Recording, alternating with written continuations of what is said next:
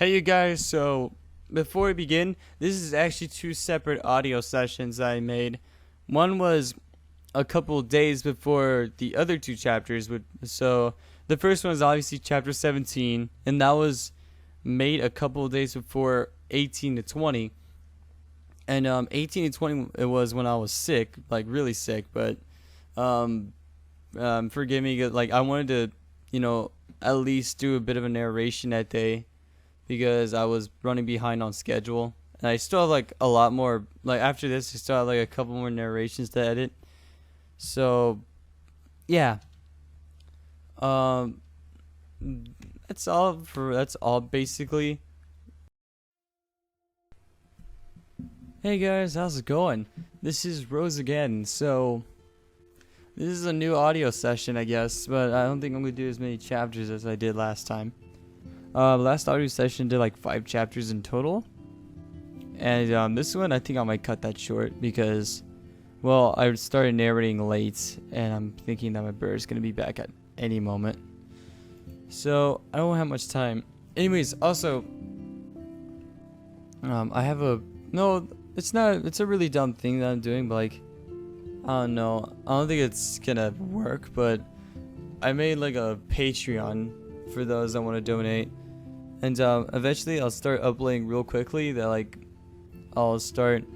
put that up and just put it like for every month instead of like per video, because I think like doing that, I don't think it's gonna be a good idea. And like mostly the uploads are just gonna be based off of my gaming channel. I am gonna put some videos of this channel, I believe, up there, but I'm not sure about that. I don't know. I don't think Patreon's a really good idea. I might just do like I don't know. I might as well just get most of my donations from my streams. And I did say last session that I did have a Twitch channel that I'll link in the description. So if you guys like want to see other things rather than my narrations or stories or anyone else's content, well, my Twitch channel is right there. And I don't know, I don't really do much of Twitch because, well, time constraints and other sorts of troubling crap. I don't know. You see, I'm just like dude, so badly. Anyways, oh, I'm just trying to get a fucking song going. Shit. Wait, I can actually just will this work?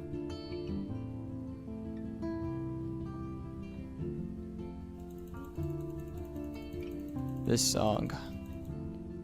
You guys ever heard of Kyle Landry? That's what I'm listening to. I'll try and make sure it's not too loud. Because if it's too loud, then I'll probably just talk way too loud. Alright. Anyways. Let's begin chapter 17. Whoa, I almost said the wrong thing. So, the Easter egg from chapter 15, actually, because there was a person with 3 weapons. That was actually a character from a fanfiction author known as Ace Wolfblade. And the fanfic that character was from Team Azure, which is actually their OC, I believe. So, yeah. Anyways, with that out of the way, let us begin. Chapter 17, Romance and Cover-Ups. We're in Ruby's POV. I can't believe you ordered a baker's dozen of cookies. I said 1 dozen more, you dolt. I'm sorry. I thought by baker's dozen they meant a dozen cookies straight from the baker. Dolt, and you already ate half of them.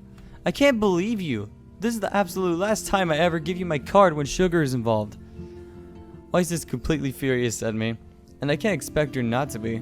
A simple purchase of 10 lien turned into 120. What the fuck?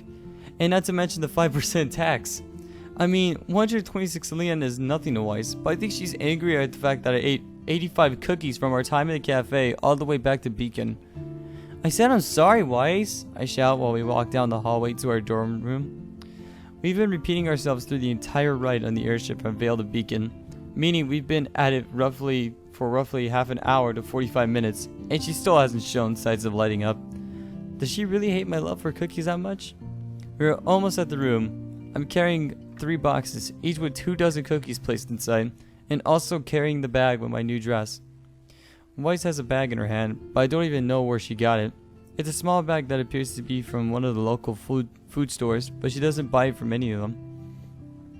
When it comes to food, Weiss is my polar opposite, only eating salad, chicken on occasion, and anything else that has some sort of healthy benefit. She avoids eating junk food, aside from 2 days ago when she was more than delighted to share my Pockies. I hope you have a place for those insufferable cookies of yours. I don't want to see a single one of them for a week. Okay, you know what? I had enough of this. We come up to the dorm room door, I don't know. Not too long after her comment. I place the boxes on the ground while she reaches into her back pocket for her scroll. As she takes it out, and I grab her by the shoulder and push her up against the wall on the other side of the hall, next to Teen Juniper's room, and lean up to press my lips to hers. She is more than surprised at the sudden attack, even trying to push me off briefly at first, but I don't let it happen. Damn you, cat! Get the fuck out of here. My cat again. My cat's at it again. I keep the kiss short, pulling away after a few seconds, and look at her with my puppy stare. I don't like it when you're mad at me, Weiss. What else can I do to let you know I'm sorry? I whimper, leaning up to kiss her again. This time she returns it immediately. I can hear the bag that was in her hand fall to the crimson carpet below with the ruffling sound of plastic, and her scroll dropping from her other hand with a little thud. This time when I pull away, her eyes remain closed, and a smile crosses her cute little lips. Neither of us noticed that Teen Juniper's door was open, and all 4 of the members were peeking out from the doorway at us. Pierre's eyes visible from the top, with John's head below, then Red's head, and finally Nora's. Wow! Nora's voice startles Weiss and I, making us look towards the door and jump in surprise and embarrassment from the unexpected peepers. I never knew RWBY was an attacker, Nora adds, making me turn a shade of red to rifle my clothing. I must say, her aggressiveness with Weiss does match her aggressiveness during a spar, Pierre responds to Nora, resulting in a nod from the 3 other members of Teen Juniper. That's quite enough, Weiss shouts, making me look over at her and spot a giant redness in her face. Her eyes lowered, clearly unable to meet the sight of my friends. RWBY, let's go inside now. I mean, we saw RWBY pin you to a wall a few days back. Forgot, Weiss? Nora whispers, sporting her trademark grin. I said that's enough! Weiss shouts, much louder this time, making Nora retreat from the doorway along with Ren and John, Pyrrha being the only one to stay. And that was because she knelt down to pick up Weiss's scroll in the bag that she dropped. Oh, what are these? Pierre asked as one of the contents of Weiss's bag falls out. I walk over to Pierre to see what she was talking about. Weiss quickly grabbing the scroll from Pierre's hand and retreating to the room while I look at it. I'll be inside, Weiss says in a shaking voice, and quickly disappears into the room, while Pierre flips a red box in her hand a few times to find a name on it. Pockies? I never heard of these. Are they good? Oh my god, she bought Pockies. Damn you, cat! Quit smelling my speakers! Rawr, I'm a cat. Forget you. Rawr. Just make like a moments where my cat interrupts me. Pierre asks as one of the contents of fuck. I never heard of these. Are they good? Alright, Pierre looks up at me and hands me the box. I go wide-eyed, realizing why Weiss had been so mad at me for the cookie mishap. She must have wanted to play again with me sometime tonight, or possibly on the airship since we were the only 2 going back up to Vale, and figured the cookies killed my appetite. I smiled, now knowing why Weiss was also in a rush to get into the room. I let out a soft giggle, taking the bag Pierre had picked up, seeing a second box inside and fight to control my laughter.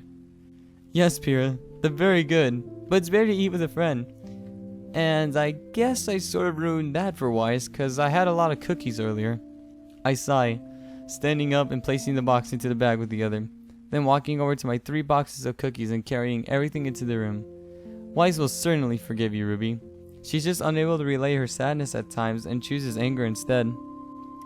I nod my head to Pyrrha. She was completely right. As I enter the room, I look right to see Blake out cold in Yang's bed while in her school uniform. Blake's bed is completely stripped of the bed sheets and Yang's nowhere to be found. Then turning my head left, I see Weiss sitting on her bed, shifting her gaze between my eyes and our black rug.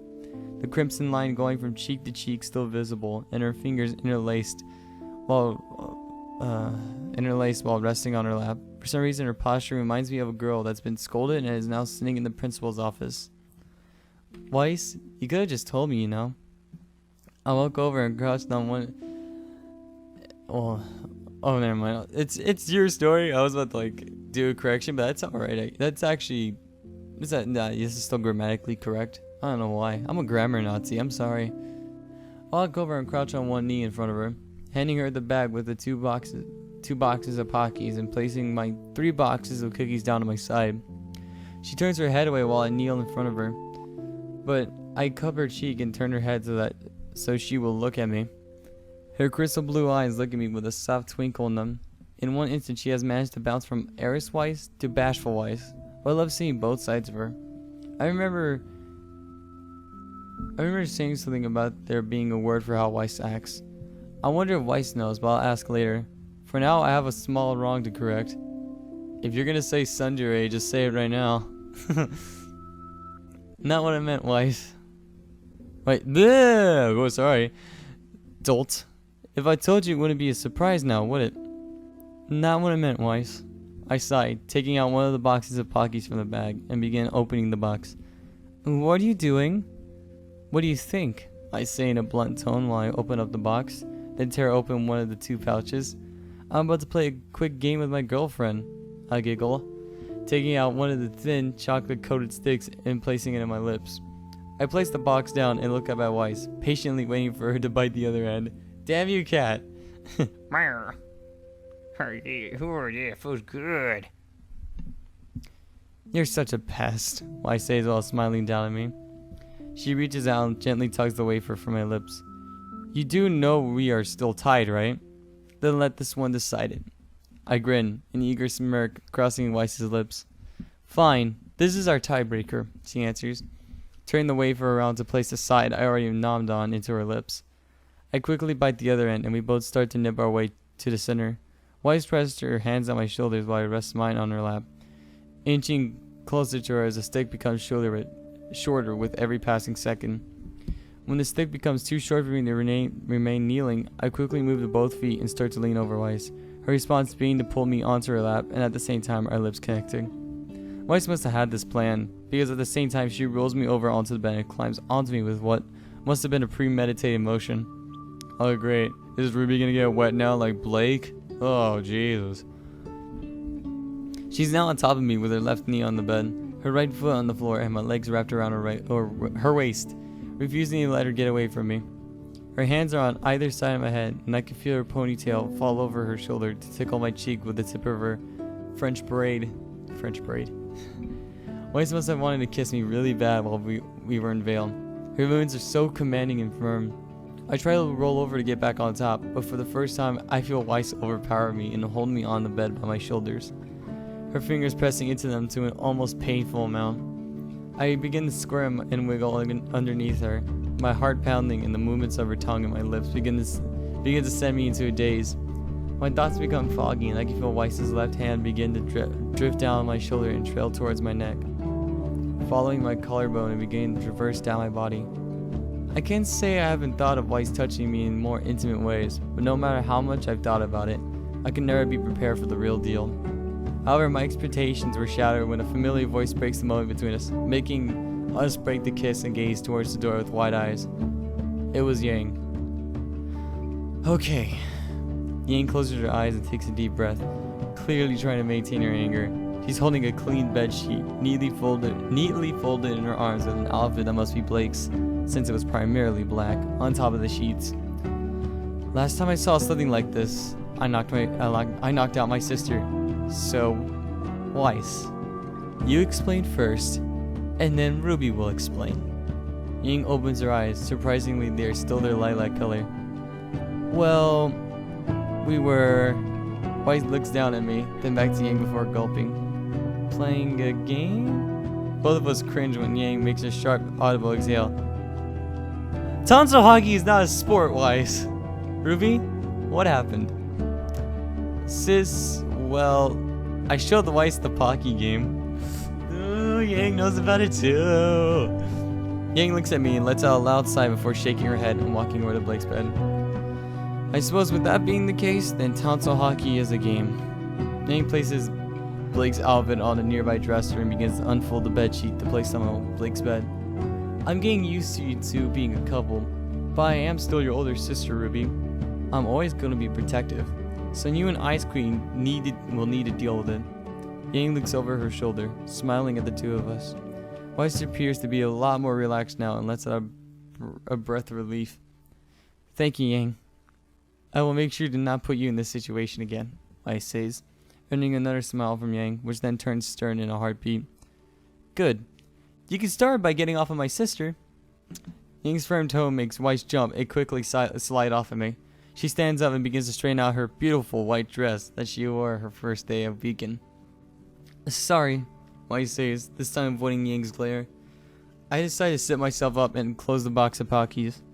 I reach into the bag with the other box and pull it out as well, seeing it is actually strawberry instead of chocolate. Wow, Weiss, you even got a new flavor? You're just the sweetest. So, Yang, why were you only watching Blake's stuff? I ask, looking over to my sister who just finished smoothing out the bed sheets. Oh my god. Ugh. I guess you're distracting. Oh, well, you see... Yang scratches the back of her head and Blake begins to stir around, waking up from her peaceful slumber. I wonder how long she's been out. How long have I been out? Blake asks while she gazes around, sleepiness written all over her face. About 4 hours or so, I think. Oh, Ruby and Weiss are here. What? Blake's eyes widen and she quickly gazes down her own outfit for some reason, as if she lost something or forgot to do something. The look of surprise on her face switching to confusion, and finally anger as she looks at Yang. Yang, what the hell did you do? Why am I in my uniform? Remember, you changed into them because you wanted me to wash your dirty yukata and bed sheets. I was gonna do it later since you fell asleep on your bed, but I decided to put you in mine and take care of it while you were napping, Yang says very nonchalantly. Wait, why are you doing Blake's laundry for her? I ask, realizing that my sister is extremely reluctant to even do her own. Consequences, Ruby. The consequences of being a comical genius. Huh? Well, Blake couldn't handle just how punny I could be. Honestly, I thought my jokes were pretty good, but she got angry at me and decided that me cleaning your yukata and bedsheets were punishment enough. So I had that option or be the victim of a catastrophe. Ugh. Blake, Weiss, and I all groan in unison. Oh, come on, that was comedy genius, Yang says in an attempt to defend her god-awful puns. I look at Weiss and Blake, who are both face-palming themselves after the machine gun barrage from my sister. We need a new author. This is too much, Blake says, still shaking her head. Wait, what? Nothing, Ruby. Just thinking out loud. Wow, way to break the fourth wall, Blake. Okay. Oh, speaking of which, Blake, what was that thing you said describes Weiss? I totally forgot. It was the word like, tsundere, I think. What? That word you used to describe when Weiss changes from being all grr to being all aw. Oh, tsundere is the word you were looking for. And that's when I realized that Rose was indeed correct. Yes! Hey, why am I being branded with names? And what the hell is a tsundere anyway? No one knows how to pronounce tsundere, it's funny. Weiss interrupts, looking from me to Blake constantly. I can always call you seductress with how I found you on my sister the past 2 times, Weiss. Yank says out loud, which quickly makes Weiss blush and go quiet. It makes me and Blake laugh. Anyway, Blake begins. A tsundere is a person who is initially cold and even hostile towards another person before gradually showing their warm side over time. It's a term for the Japanese manga I read. God damn you, cat! You fucking tickle me with your tongue, your sandpaper tongue, kitty. Manga? Yang, Weiss, and I all say in unison. Ugh, comics! Blake explains, hopping down from her bed and grabbing her clean outfit from the table Yang placed it on. She walks over to Yang, who is now sitting on Blake's bed, and whispers something into Yang's ear before giving my sister a quick peck on the cheek. The gesture making Weiss and I both look at each other, then back at the B and Y of Team RWBY. Well, I'm gonna take a shower, Blake announces, going over to the drawer near her bed and pulling out a pair of black pants. What? I was about to say panties. I don't know why it sounds so wrong to me. It's just, I'm picking out some panties. All right. I said panties there. I said it twice. And pulling out a pair of black panties and walking into the bathroom, locking the door behind her. After the door closes, Weiss and I look at each other again before locking our eyes onto Yang. Yang? Is there something you're not telling us? I ask, my sister quickly shaking her head and standing up and looking at the window. Wait, why is Sun here? Yang asked while quirking her brow. Why should I both make the mistake of looking at the closed window with the sight of nothing but a tree outside? Because when we look back, Yang is out of sight and the room door is slammed shut. Awesome.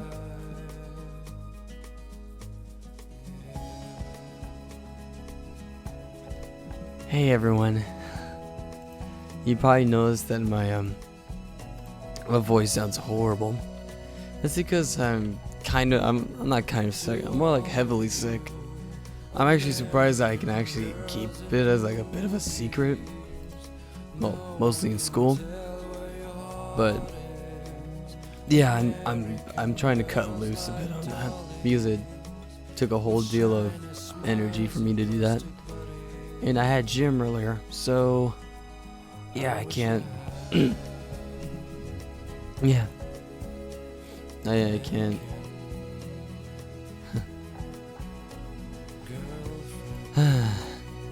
I'm thinking about it right now. I need to pull up the story too. So, well, that's going on. Hey guys, how's it going? Do it again. Just do it all over again. And I'm actually kind of drowsy. I don't know. I wasn't prepared to like do another narration today. Really, I wasn't. Where did we stop at last time? I'll probably cut this short. I don't know. Okay, we stopped at chapter 17. So we're doing chapter 18. 18? What? Did I say that? Alright, put some Kyle Landry on. Because that's what I need right now. I need to put on something good. And calming. And plus, if you never heard Kyle Landry, he's pretty cool.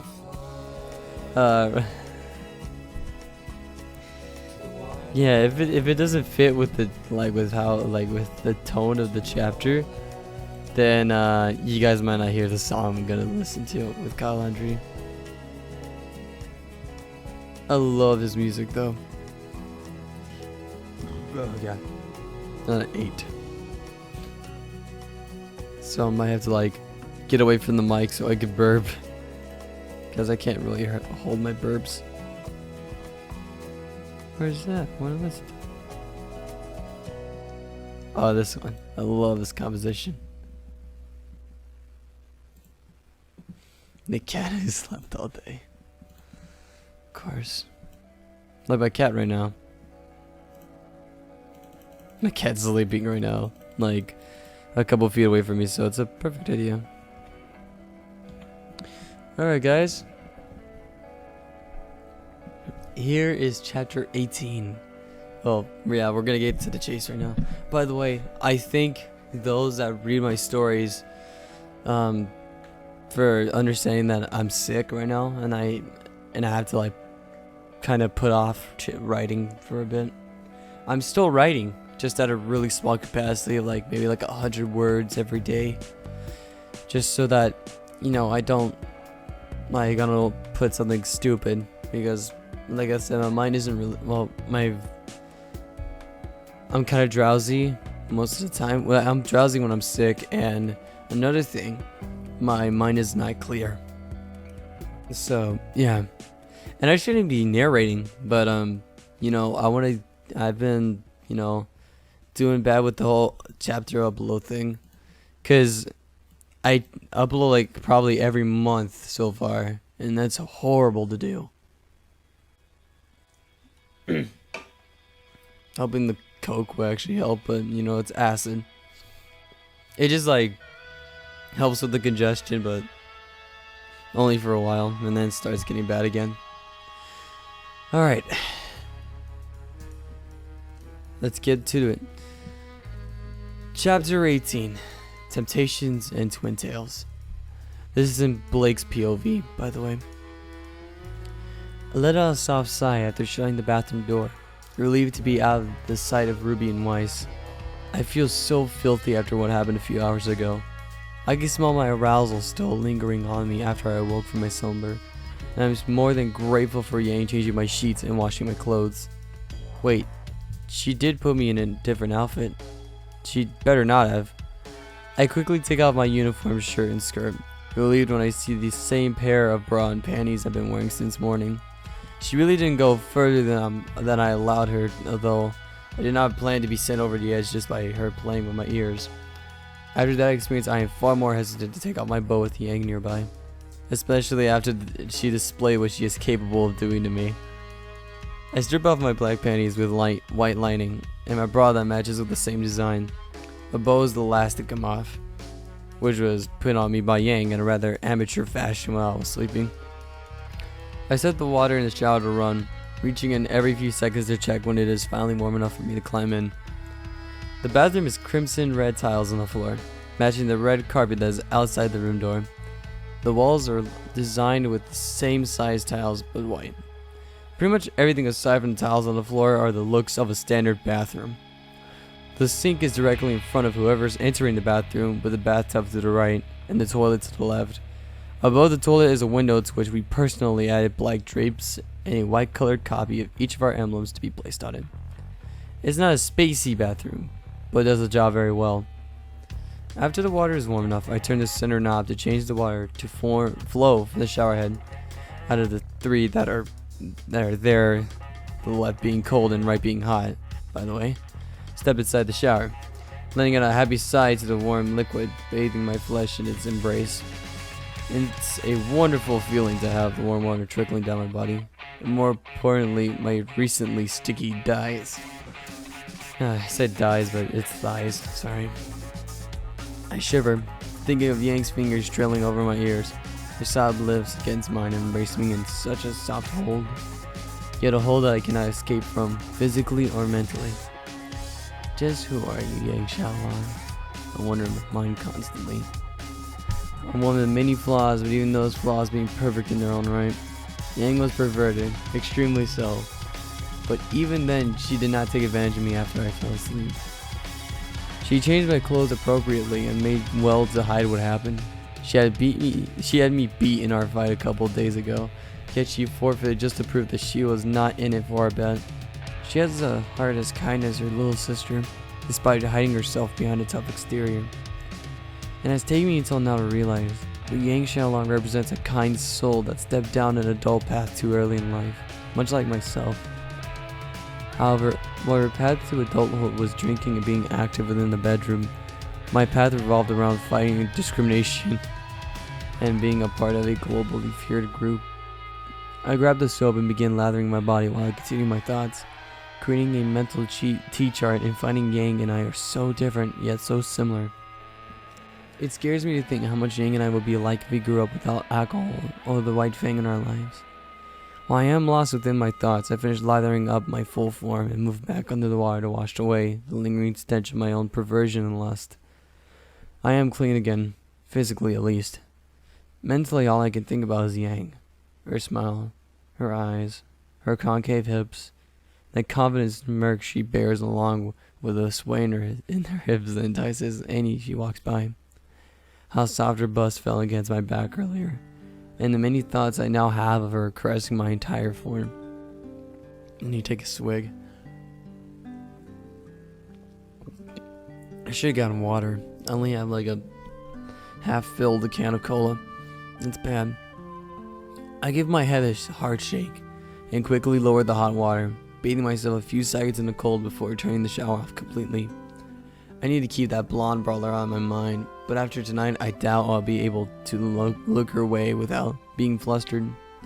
As water drips off of my form and into the drain, I open the black shower curtains to find a nearby towel rack and reach for my black towel. I make short work. Damn it, kitty. Hold on. I know, kitty, you want to be a bit comfortable. Hold on. Kitty, I know you like to be comfortable, but this is not cool right now. He's stepping all over my expensive equipment.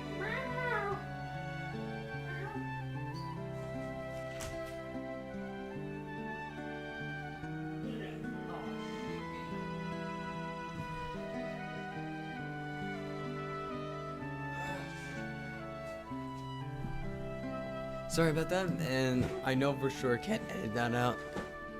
Unless I want to be like really accurate, but I try my best to be like not have as many interruptions, you guys, but you know, it happens. And I had my cat in my room who just decided to wake up and tease me. Where was I?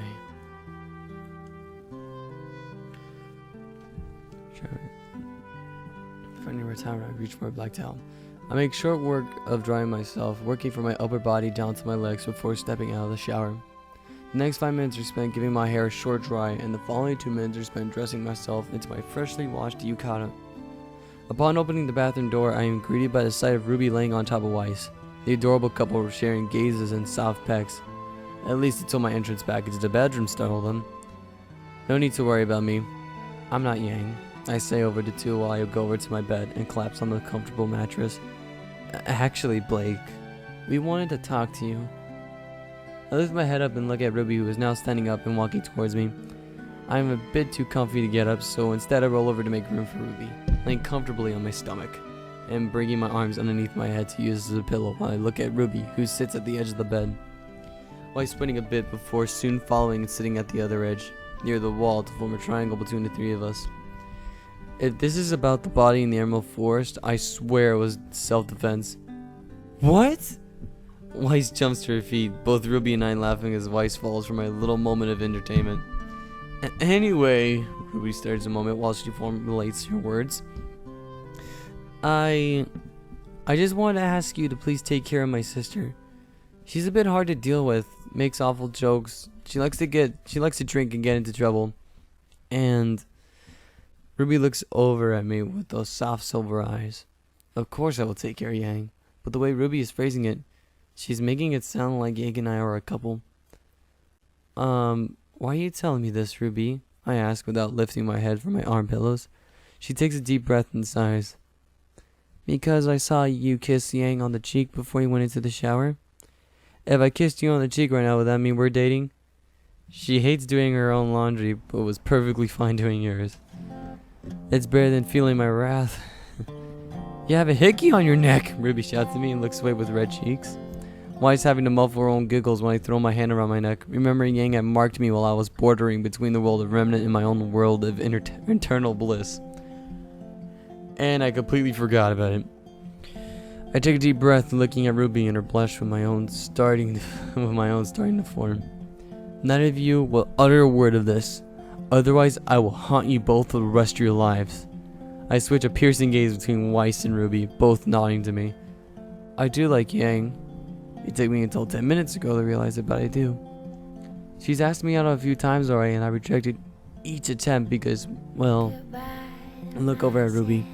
Your sister's tendencies and her past relationships don't make me feel that secure. My response gets a nod from Ruby. But if she asks you out now, you will say yes, right? Ruby asks with those silver eyes pleading for a yes. I will, Yay! Ruby shouts and attempts to pounce me into a hug, resulting me in almost falling off of the bed. But I quickly roll over and hold Ruby down by the shoulders to avoid that happening. Calm down, little red, I sigh. Your sister has shown me that she cares about me enough, but I am still hesitant on going with her. But if Ying has asked you out several times already, then she must really be into you. Ruby smiles at me, then looks away prior to releasing a huff. It'd be nice to see Yang with someone that I get along with, and she won't dump the next week. If she's been trying this much, then it has to be real for her. She is known for only trying once and shrugging it off afterwards. I nod my head to Ruby, Weiss sitting at the edge of the bed once again after settling down from the startle of my earlier joke. Well, I suppose I could support the two of you. After all, if you two are together, then I will keep Yang off of Ruby and I. There goes Weiss giving her indirect support for me. She's a total tsundere. The sound of the door unlocking makes the three of us look over to see Yang entering. I wonder where she went. Anyway. Upon her entering, she is simply staring at me and quirking her eyebrow while I return her confused look. Is there a problem, Yang? I asked after a few seconds of awkward silence. Just trying to figure out why everyone seems to want to be on top of my sister is all, she responds, keeping a way calmer tone since she very well knows I have no interest in Ruby Rose. but I figure I could have my usual fun. Actually, I never played the pocket game before, I lie. And I wanted Ruby and Weiss to teach me. Ruby was the one to volunteer. I could feel the three of them stare daggers at me. If looks could kill, I have lost all my 9 lives. All 9 of my lives, I mean. The simultaneous anger and annoyance brings a smile to my lips as I roll off of Ruby, who Yang quickly walks over and snatches by the wrist to drag out the room with her. Ruby and I will be getting dinner. See you two at the cafeteria, Yang says, while Ruby tries to pull her arm free and reach her free hand out to Weiss. But Yang, I want to stay with Weiss, Ruby cries out before disappearing around the corner with the blonde brawler. That overprotective nature is far too easy to mess with. I sit at the edge of the bed where Ruby was previously before pouncing me, and smiled at Weiss, who is to my right. Alright, Weiss, I'm guessing you want those little tips for Ruby? Naturally. I didn't go through an entire day with a sugar-crazed Ruby Rose for nothing. Cinderella. Don't be a pest. Now tell me, Weiss says while giving me that stern, piercing glare of her. A glare that only annoys me instead of intimidate. Twin tails. Huh? Your hair. For prom, do it into a twin tail. I watched some anime with Ruby. She obsesses over characters with twin tails. Do you think I do twin tails? They're so childish looking.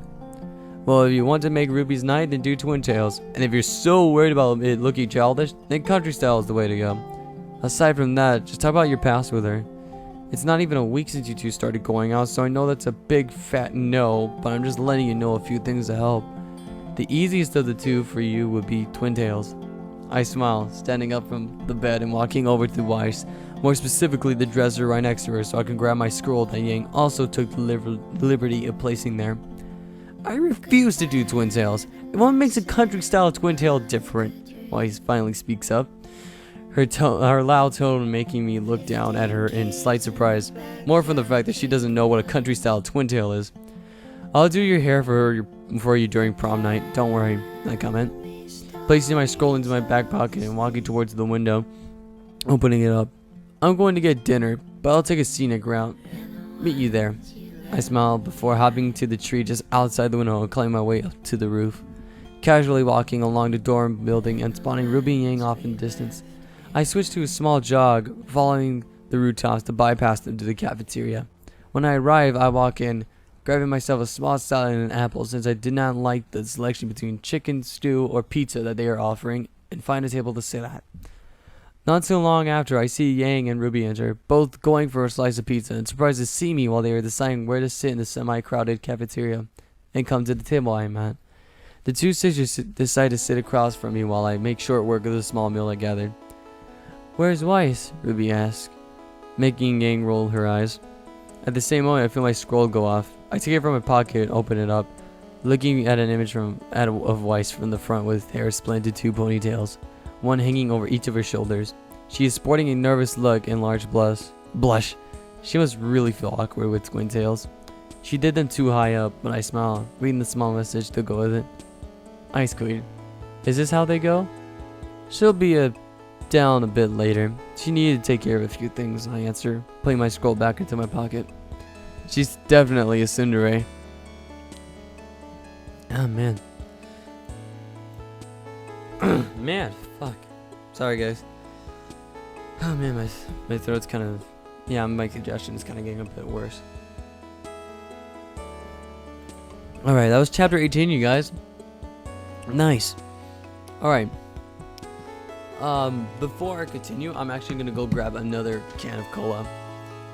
I'm just gonna edit it out so that it doesn't take, so it instantly goes to like where I come back and just open up a can of cola. So yeah, be right back.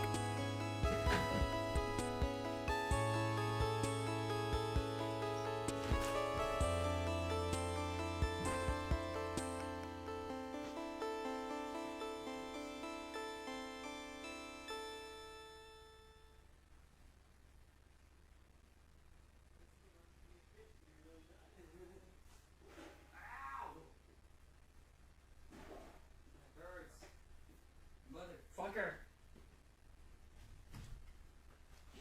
Oh, motherfucking shit.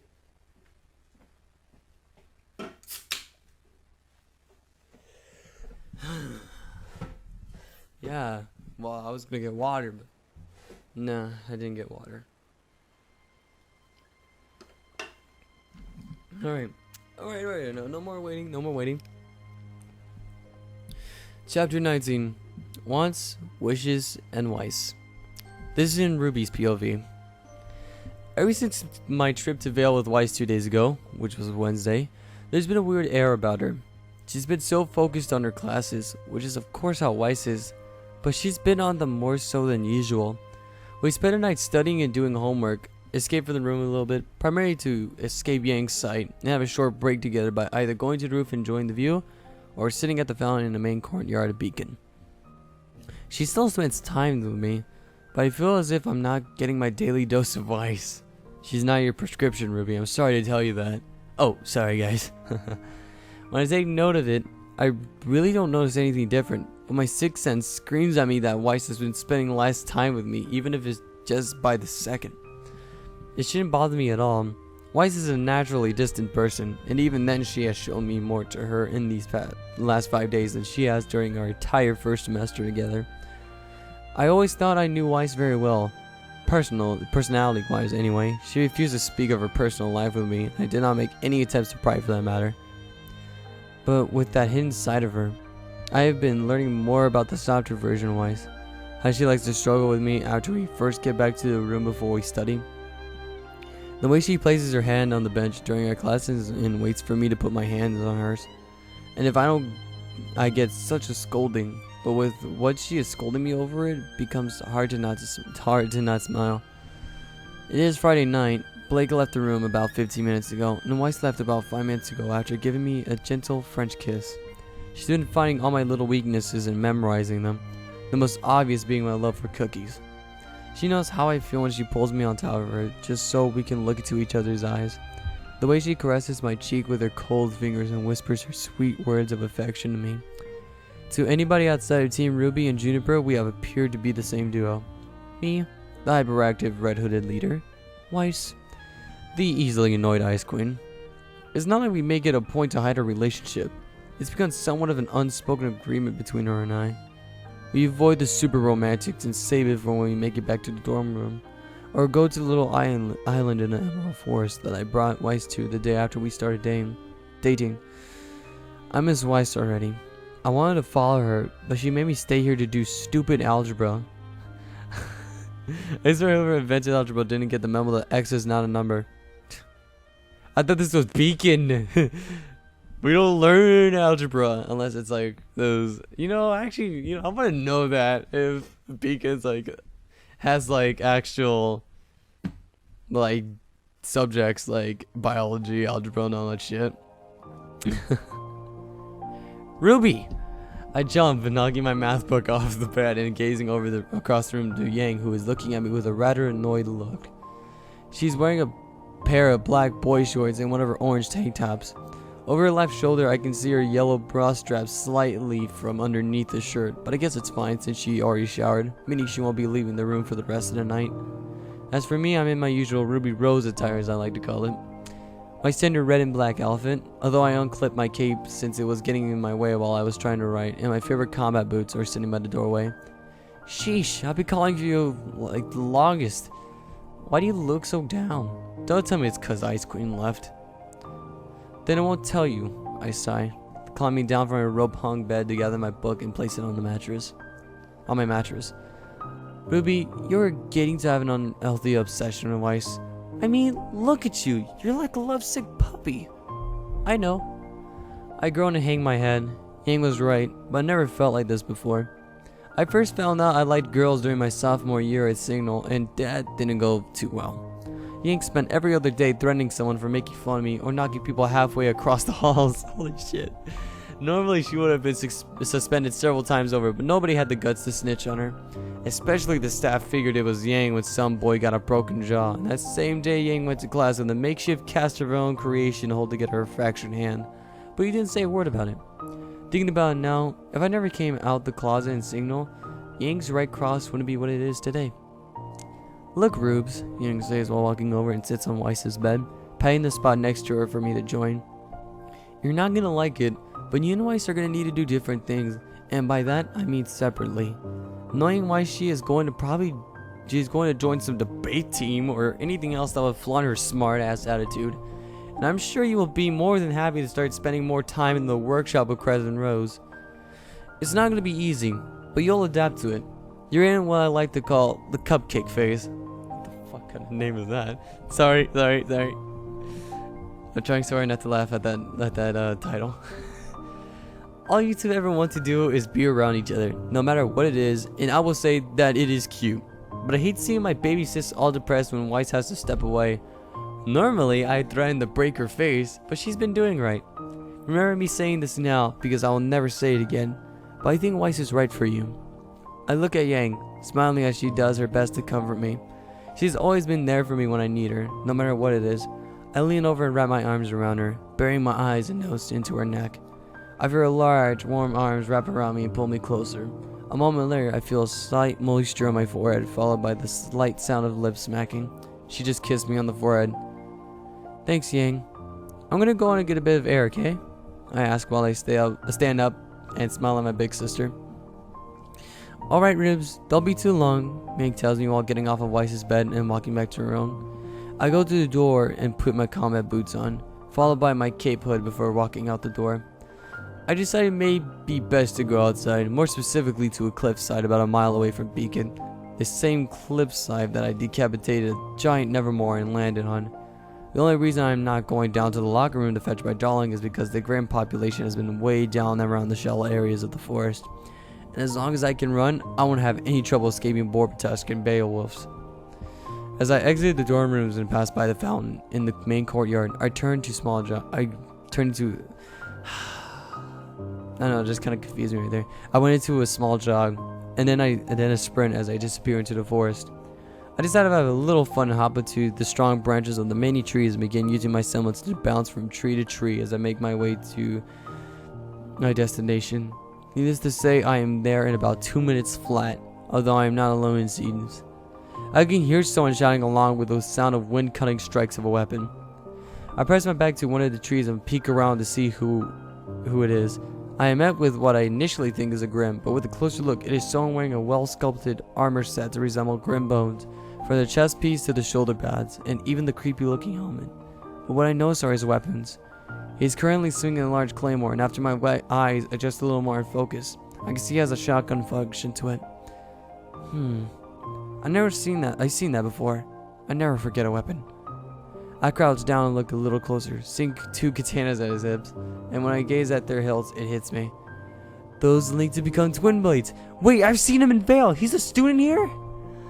I begin to grow excited, watching his form pressing my weight into the tree, watching him handle the large claymore with ease as if it were nothing more than a basic short sword. My desire to get a closer look making me unaware of a twig I step on and the finger turning towards me with a shotgun aimed at the tree I am standing behind, leaving me under the assumption that he can't see me. Who's there? Answer, I'll blow that tree back to Patch. Patch? He's from Patch? That's my hometown. That's where Signal is. Who is this guy? I don't think Patch is where Signal is, by the way.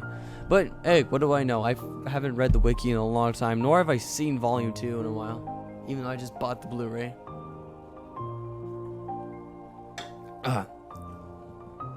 My thoughts get interrupted when I hear a small clicking sound, what I assume to be him cocking his weapon as a final warning.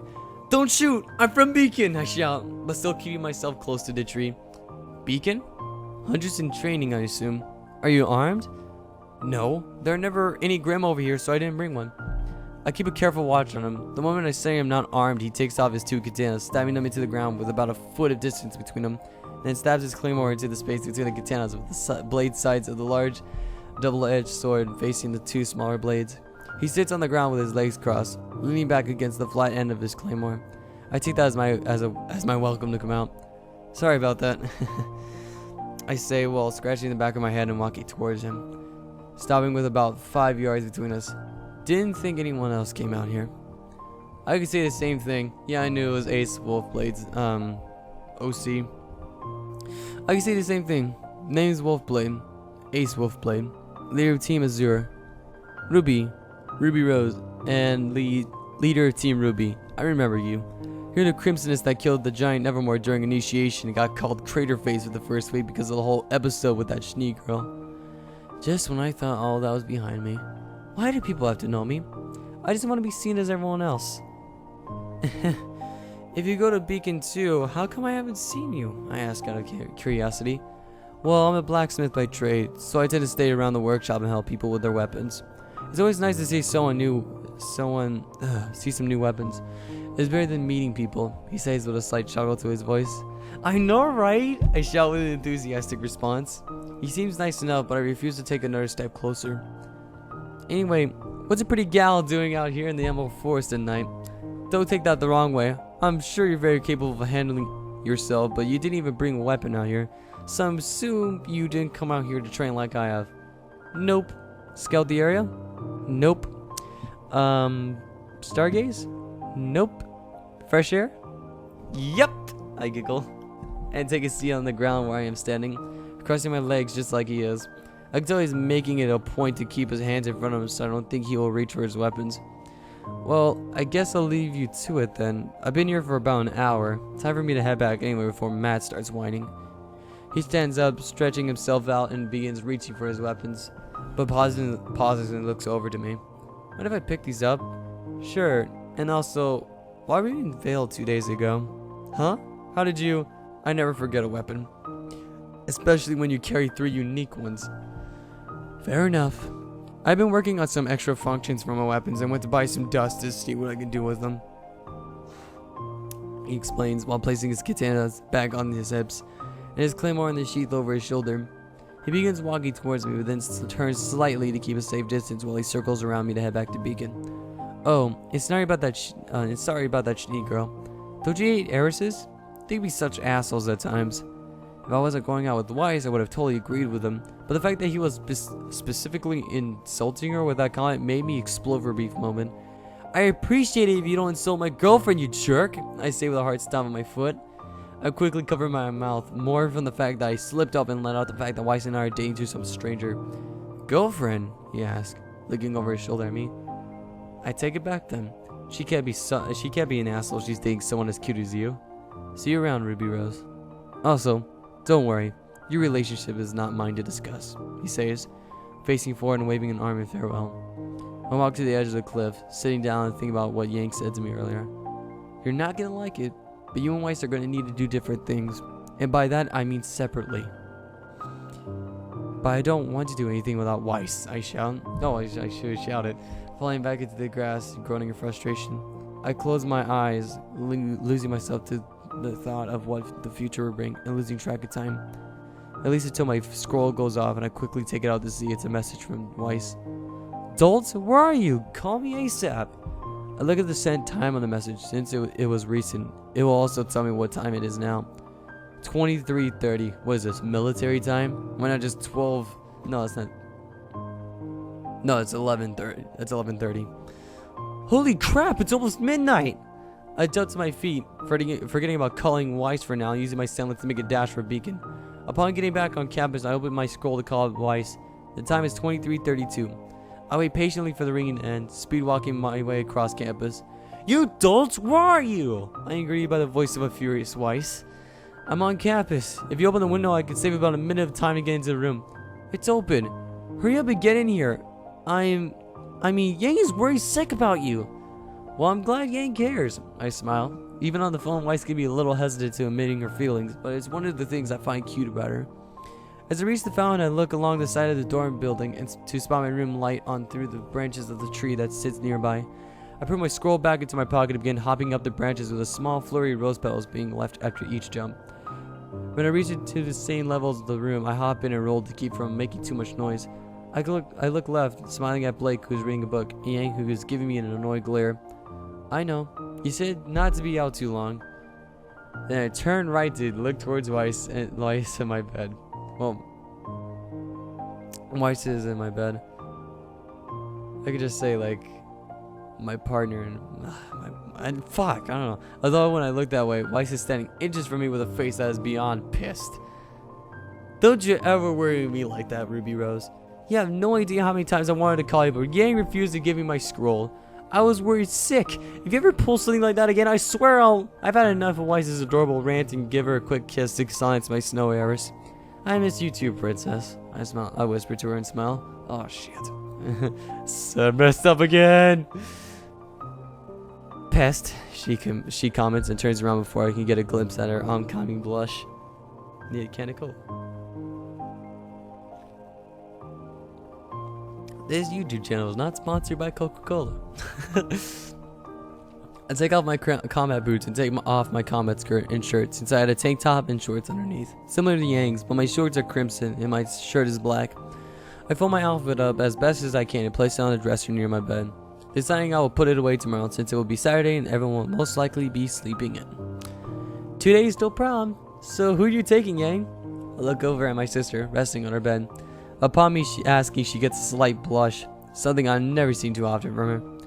Well, I need to overlook the event a little, so I haven't had time to go date hunting.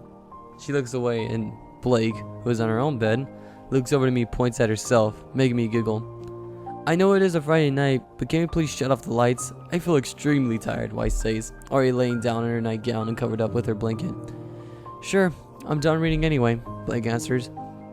I walk over to Weiss and give her a quick hug and kiss on her forehead before hopping onto my bed. Night, Yang. Night, Ruby.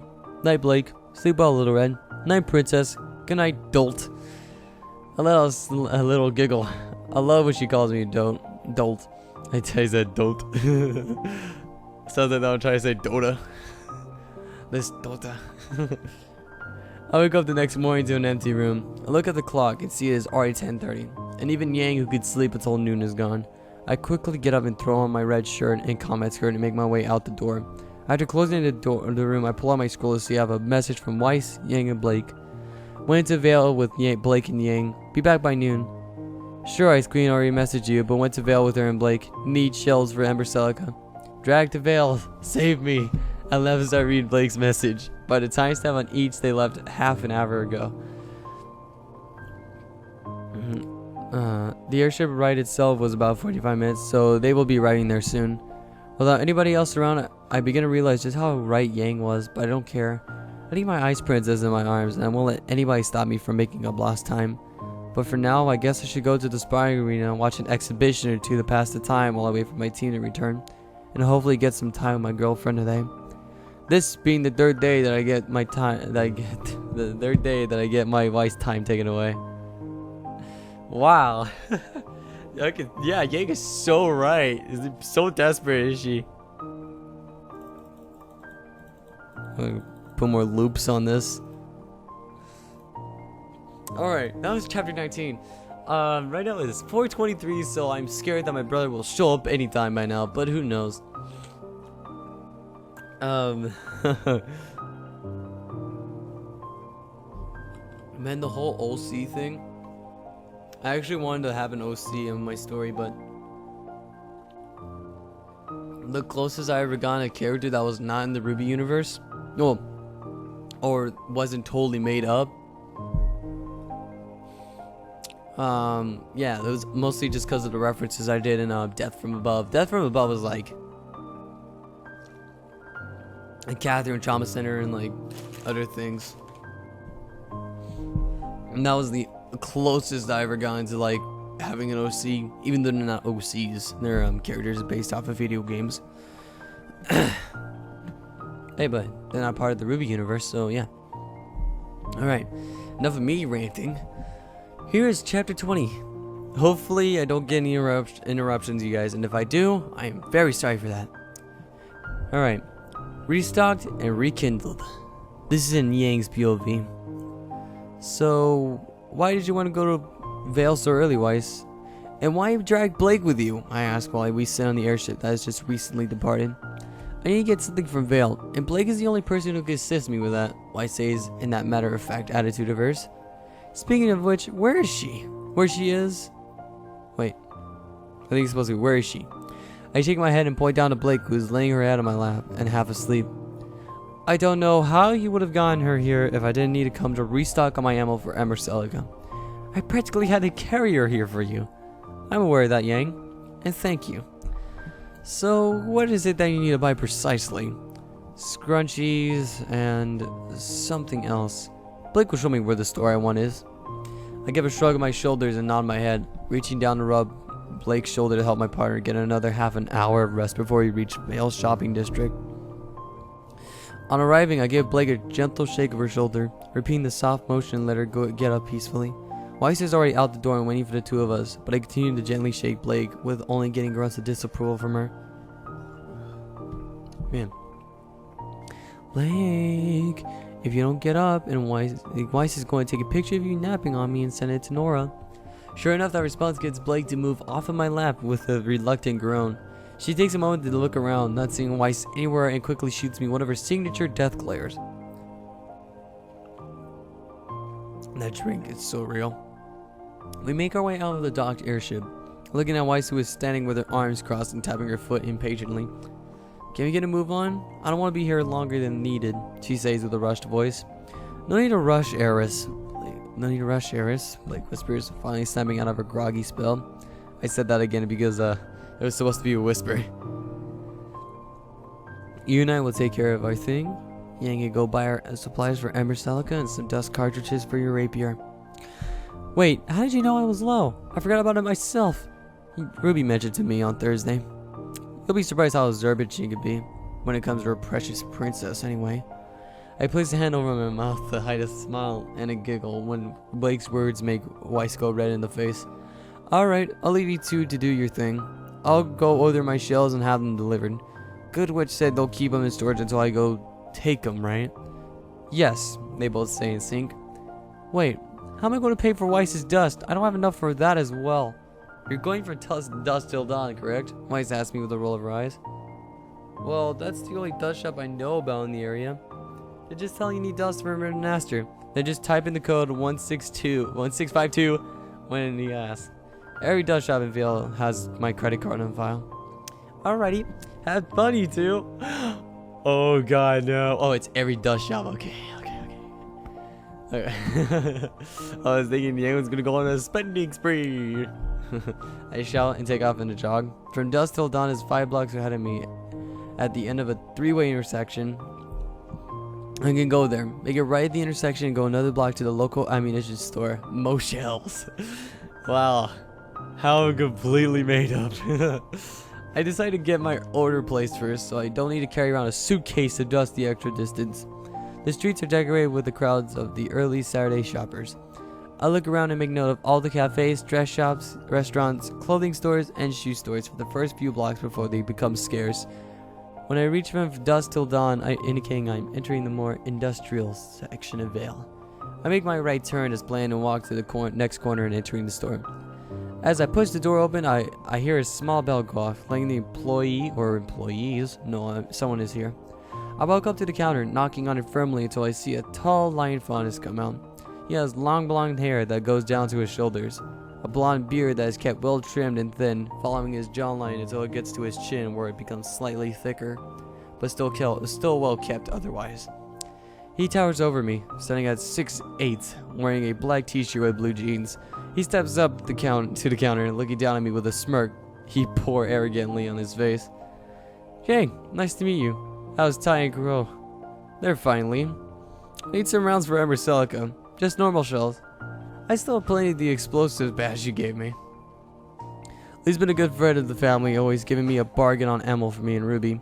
He keeps in touch with our dad and Uncle Crow. He has never met Ruby since I don't like bringing her to this part of town, but he knows the ammo she uses as well and has seen a few pictures of her from Uncle Crow and myself. Alright, so you want standard 12 gauge 240 shells as usual? Yep, you know the deal. And going to Beacon? Yep. Alright, they'll be there on Tuesday. I'll throw in 3 clips for Ruby too, no charge.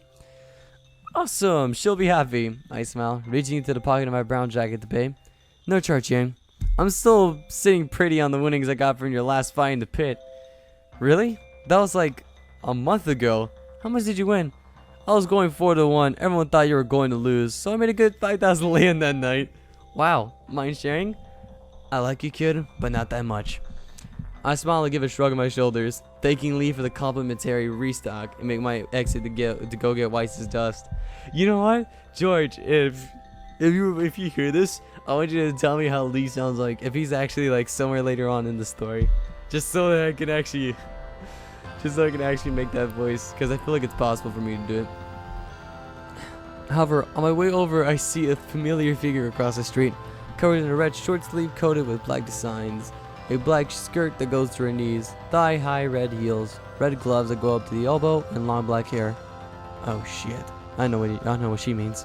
These only accessories I don't see on her are her claws, the black fur she usually wears over her shoulders, and the lack of her twin sister. I grin, crossing the street, still unnoticed by Militia the Militiate, while she walks in the same direction of from dusk till dawn. I catch up to her just shy of the dust shop in an alleyway sitting to her right, to which I push her into from behind and turn her around while pressing her to a wall by her shoulder with the use of my left hand.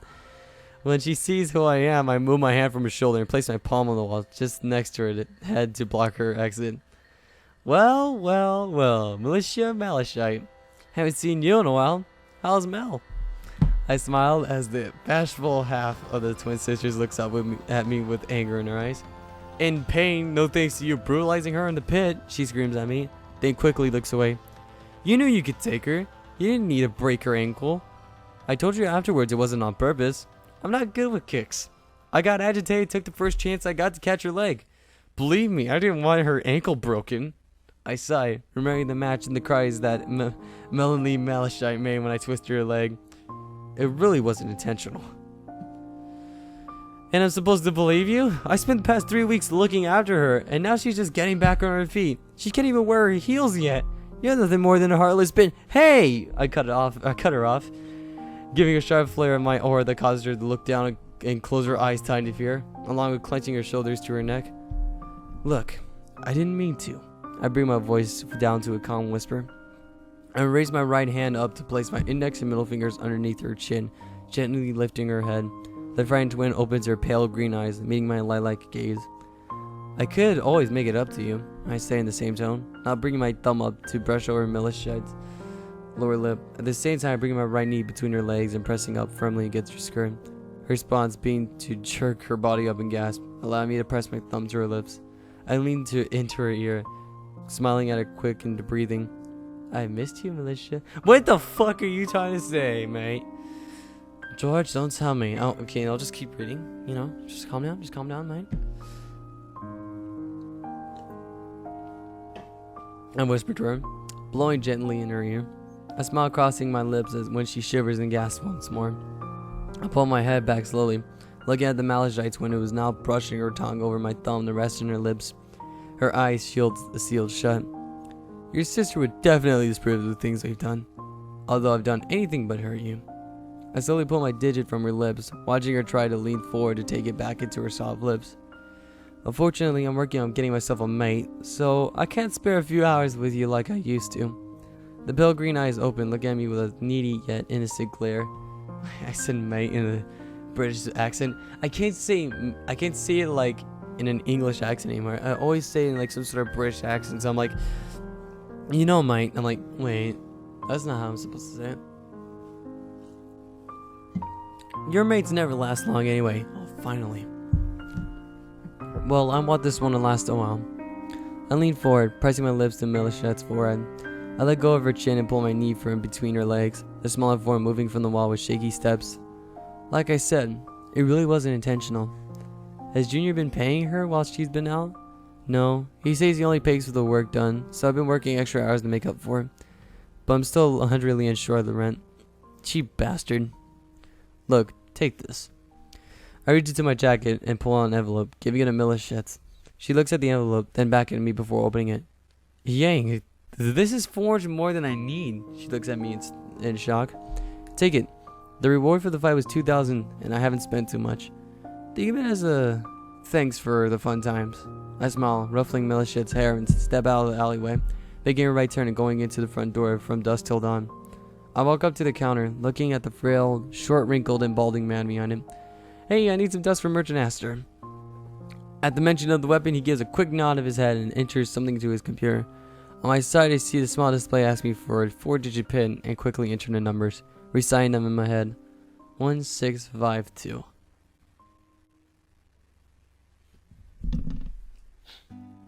Sorry, my nose was getting a bit runny. Then press confirm. He disappears behind the back room for a moment, coming out with a large suitcase and opening it up to show 6 vials full of all different colors of dust. Cool. I'm Yang, by the way. The older sister of the red-caped girl that stopped those thugs from robbing the place like half a year ago? I ask while grasping the case by the handle. He nods at me again and extends his hand out for me to shake. Well, it was a pleasure. I wave to him as I walk out the door. After getting outside, I reach into my pocket to pull out my scroll and message Blake that I'm done. All done here. Have Weiss's dust. Almost done. Meet us at the airship. KK. Oh my god, really? I begin to walk my way back towards the airship departure site. After the third block, I see Weiss and Blake come across the street. Just turning the corner from the street perpendicular to the one I am walking on and now walking in the same direction as me. While on the other side of the road, I continue walking on my side, figuring I'll end up at the same place as them anyway. At the end of the next 2 blocks, I bump into the duo beside the parked airship. I said parking, I don't know why. And that's still sitting on one of the 5 large down landing platforms. Got your dust, Weiss, I smile, looking to see a box wrapped up in white gift wrap with a red bow on top, sitting on Weiss's lap. Thanks. Glad we were able to handle that quick enough. I was about to say quickly enough, but okay. Weiss pulls out her scroll, checking to see that the ship will be leaving in 5 minutes. So what's in the box? A gift, obviously. For? Who do you think, Yang? She grows in annoyance. John? I say bluntly, getting a laugh out of Blake. No, you pest. It's for my girlfriend. We make a week tomorrow. Did you really just buy a gift for a 1 week, Annie? No, I bought a gift for the rebunctious dolt I care for. Yep, she's definitely right for my sister. I sit down between Weiss and Blake, noting Blake is holding a large red shopping bag in her hand. She sees me eyeballing it and answers me before I can even ask the question. They are scrunchies, Yang. Weiss only has 1 of each color. I told her she only needed to get 1 to match whatever color she wants to use with her outfit tomorrow. But she went and doubled up on every color. Why do you need 2 of each color, Weiss? I asked, turning to the pale heiress.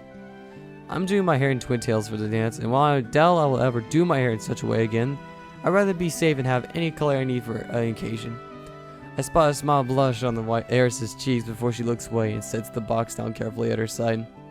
Aw, what ice cream is even doing her hair up all nice for my baby sis? So, is whatever in that box the reason you've been spending slightly less time with Rubes? Yes. I needed to slip away from Ruby so I could check online for a gift she will enjoy.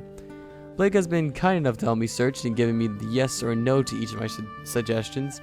This one caught my eye immediately, and Blake agreed it is the most perfect gift. Well, I don't know where I got most, but okay. I nod my head and sit back, a bit more at ease, knowing my baby sis is someone to care for almost as much as I do.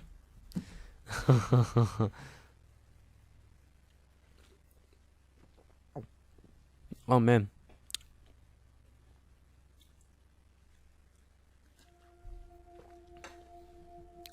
I'm thinking we could go for nah. Okay. Yeah, that was 3 chapters anyway, so I'm gonna end this part of the session. I'm thankful, guys, for the subs. I'm gonna pretty much say that because every time I put an upload down, there seems to be people that, you know, that are new and just sub to me. And like, we're already like almost halfway away from my gaming channel. Because like my gaming channel right now is like 88 subs, and right now we're like at almost 40. So if we get 44 in like a few more days, and I don't know, I'm just gonna flip my shit. I guess it's because I haven't been uploading on there in a while. Anyways, for those of you that read my stories and have seen the update chapter I put out on the Snowy Rose about how I'm sick, I'm gonna be streaming a lot because it doesn't take as much work.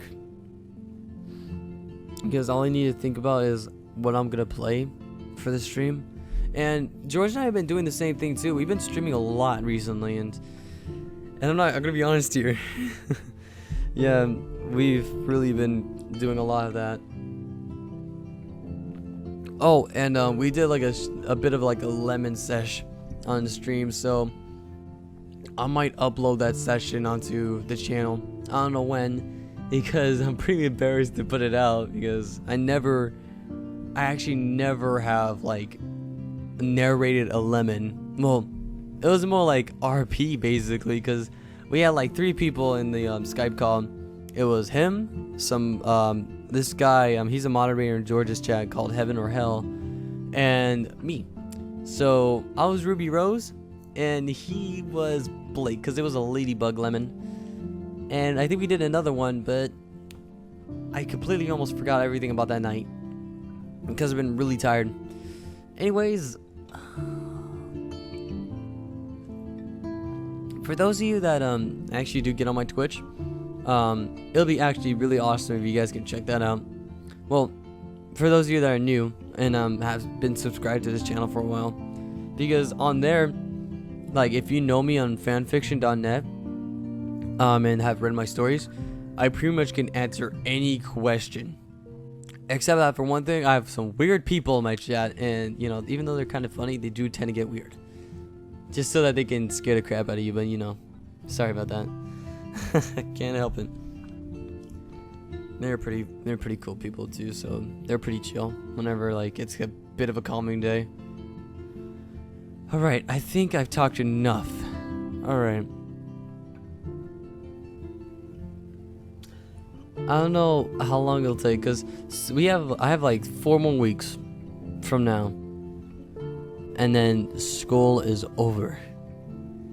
And it's been since February that I began this, and I haven't even put that much uploads out, which is bad. I'm sorry about that, you guys. But you know, I'm trying my best now to start uploading quicker, because from what people told me to George, like how long when do I upload and everything, and he told me that he said to them that, you know, whenever I feel like uploading. And I don't want it to be like that. I don't want to be like, you know, I'll just upload whenever I feel like it. No, I don't want that. I don't want that.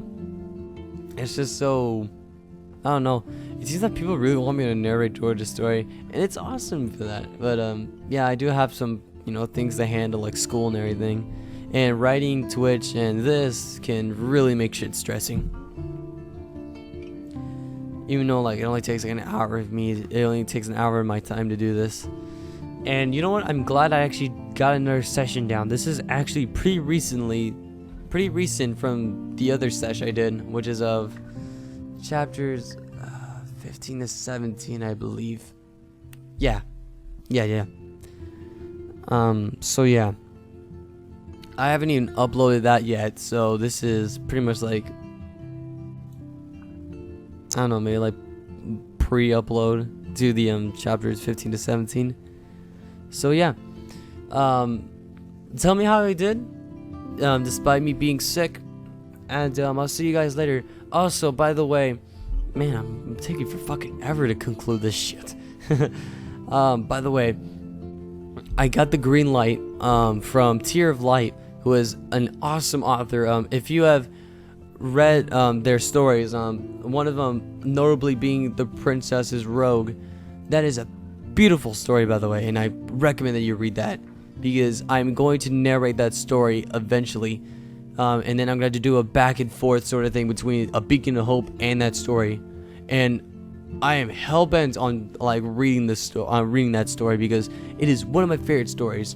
What Tear Light does is that for RWBY purposes, like, because you know this is a RWBY channel, I don't want to like say anything else. They've written Tell Me Something and The Princess's Rogue and In a Land Far, Far Away, which is currently on hiatus. But if you have, you know, read those stories, then you know which author I'm talking about, and you're gonna enjoy. Sorry, kind of burped right there. But like, I'm glad that Tear of Light actually let me narrate their fanfic. And I don't know if they're hearing me out right now, but if they are, then I thank you so much, Tear of Light, for doing that.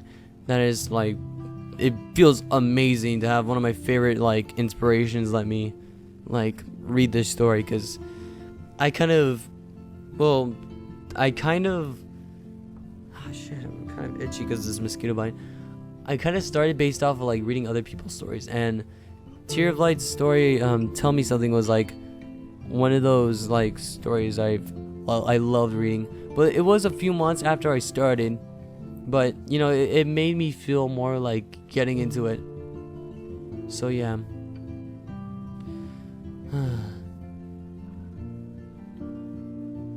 Alright, I guess that's enough for me.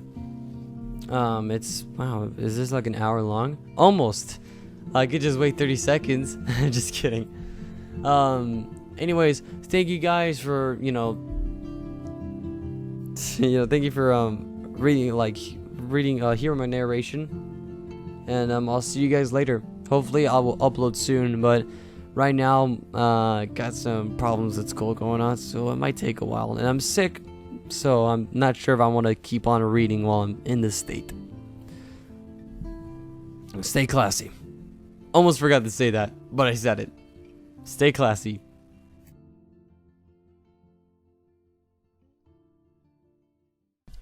Alright, so before I go on this one video, I took a look at the timeline. I was seriously just hearing this whole entire narration out. Apparently I feel like I sound better when I'm sick rather than when I'm normal, like healthy and stuff like that. And that is so weird because like my voice sounds gruff, it sounds low, and like I can actually hit like the whisper parts really easily. I don't know. It's so weird.